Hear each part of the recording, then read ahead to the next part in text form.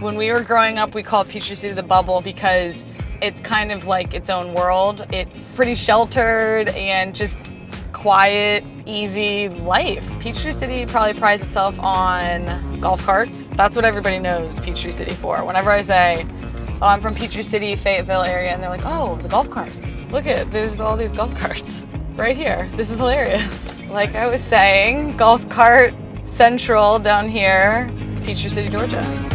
What's Southern about me? Growing up in high school, we would come to this Chick-fil-A and we would chill before going to class. So we're gonna take you through my old Chick-fil-A stomping ground. So can I get combo number 1? Okay. With a Coke, 0 sugar, please. Okay. Any sauces for you today? Lots of ketchup. Gotcha. Thank you. My pleasure. Have a Bye. blessed day. My pleasure. That's their thing. I feel good. Back in the South. Back to where it all began. I was 4 at my first soccer team, up at soccer. The funniest part is that this is exactly how it looked. I was decent, like I could hold my own because I think I just had that gritty tenacity about me and I just wanted to win. Kelley would compete on just about anything. It was academics, eating corn on the cob. All right, we're going to the store. Who's in the car first? Yeah. Kelley. Anything that she could win. Or I could try to win. I wasn't like the breakout star from a young age. It was something I had to grow into and I had to realize like, do I really want to do this? And then put in the time to become good because I wasn't that good. There were a number of girls that were very... Much more technical than I was. Yes, Just and I better thought if you had to pick players. somebody, that child would have been going to where you went. Like, Kelley's over here. That one. Tana. Yes. Tana case in point.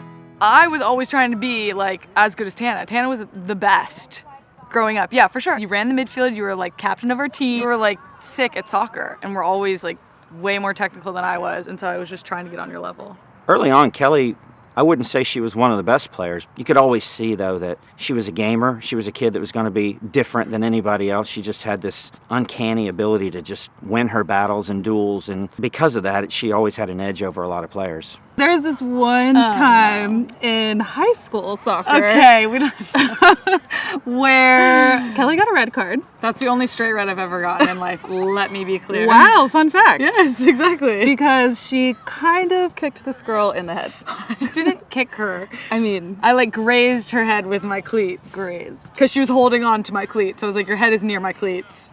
My cleat is now going to graze your head. The hyper-competitiveness as a kid definitely got me into trouble, but I think the way that I handled it as a kid has taught me a lot. It's the reason that I've been able to be so successful later on in life because I've always had that desire and that drive and that emotional pull towards winning. Age 11 or 12, she almost gave up. Kids hate me there. You didn't want to go to tryouts. No, and I was you're kind of bad mood about it. I probably wasn't. But all your best friends are on the team, and so I just suggested, To why go don't you to- just go? Yeah. And if you don't want to do it anymore, you don't do it anymore. But just go and see what you think. She just wasn't like crazy about Soccer. Or you were though. That was the thing, is that you were obsessed with it. But I played it like I wasn't. yeah, she always just was like, yeah, I don't care. Because I wasn't sure if I would ever be the best, and so I kind of downplayed it. I wasn't as good as I wanted to be, and I feel like that weighed into me wanting to quit. And I think it was also just like, maybe I had reached a point in my life when I was like, you know, I'm so competitive, it's really stressful. At 12. At times, I would guard myself because I didn't want to be let down. But when I actually allowed myself to go for something that I really wanted and put in the focus and the time and the effort, I typically got what I was going after.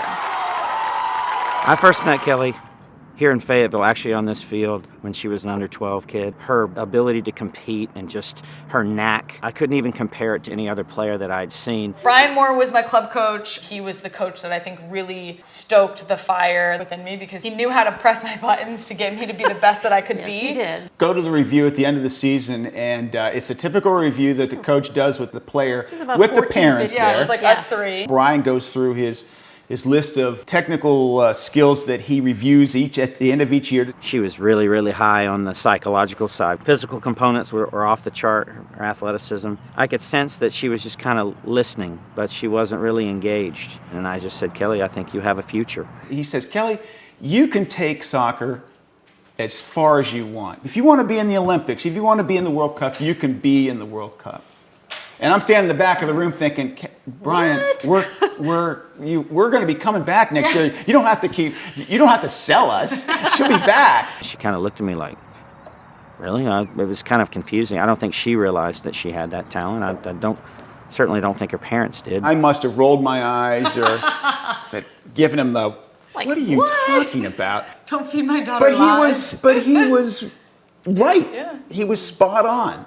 I didn't see it, but he did. I felt like she needed to know that before she decided to go another direction, she needed to realize that she has something that other players can't have. She's been given something by God, and that she has an opportunity to fulfill it if she wants. Brian was definitely the coach I needed, but I didn't know that at the time. If I wouldn't have had him in my journey and in my career, I definitely wouldn't have gotten to where I am today. He molded me at a very young age to believe in myself, but then also expect the absolute best from myself. Kelley was on the Georgia ODP team. ODP stood for Olympic Development Program. It was a team for the elite girls in the state at a particular age group, and every summer the teams from across the region would go to Montvalo, Alabama, and compete in the region. And at the end of the week, everybody thought she's going to be named to the team for sure. Well, the Friday that the camp ended, she wanted to stay over the night because she wanted to see her name on the list for the region team. Woke up the next morning, the list comes out, she checks the list, and her name is not on the list. She was devastated. Crushed. I couldn't believe it, but that was the moment when I was like, soccer is what I want to do, and I'm going to give everything I have to this sport, and I'm not going to feel this way again. I remember the day that the list came out. I called the staff from the regional team, and I just said, I think you guys blank and missed it. And I said, I don't understand what you're looking for, but at the end of the day, she's going to prove everybody wrong. I think rejection is the best way to take steps forward, because you when you are rejected, you basically have to evaluate why, and then figure out, do I want it that badly to do all the things I need to do to get to where I need to be? That rejection shaped me big time in my career. I don't think you would have reached the heights that you've reached without that rejection. Absolutely. We are on our way to Partners Pizza now. We're meeting my sister there. All right, we're here. Partners 2 Pizza, baby. Growing up, people will ask, how are you the person you are today? And I think it's absolutely from my siblings, from Aaron and Jerry. And always having a friend, a competitor, and just somebody to either have my back or to be fighting with. That's basically, I feel like. You had all angles covered. Yeah. Aaron was for sure the coolest, and I wanted to be cool and popular like you. She had a picture in her room, and I guess the quote something like, the definition of a champion is somebody hunched over, dripping in sweat when no one else is watching. It was a testament to how you put in the time and the work to shape your career. You weren't doing it for the glory. Like, you actually enjoyed going out and putting in the extra miles, the extra hours, and I think that's why you ended up being so well, because it's like that fraction of a point that makes an athlete like a champion. I don't know. I think you said it best, Kelley, where you thought about things and you almost willed yourself and you wanted it. And it was your dream. Oh, I fully believe in manifestation mindset. I just think if you believe in something and you think about it enough and you manifest it in your mind, it has the potential to come through. And I feel like I've done that a lot through my journey.